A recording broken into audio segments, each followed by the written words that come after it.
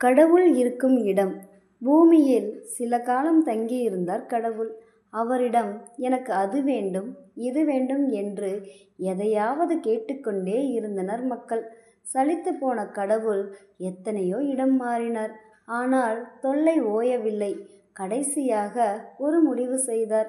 மனிதர்கள் கண்டுபிடிக்க முடியாத ஒரு இடத்திற்கு செல்ல வேண்டும் என்பதே அது. தேவர்களிடம் கருத்து கேட்டார். இமயமலைக்கு சென்று விடுங்கள் என்றனர் சிலர். அங்கு மனிதர்கள் எளிதாக வந்து விடுவார்கள்.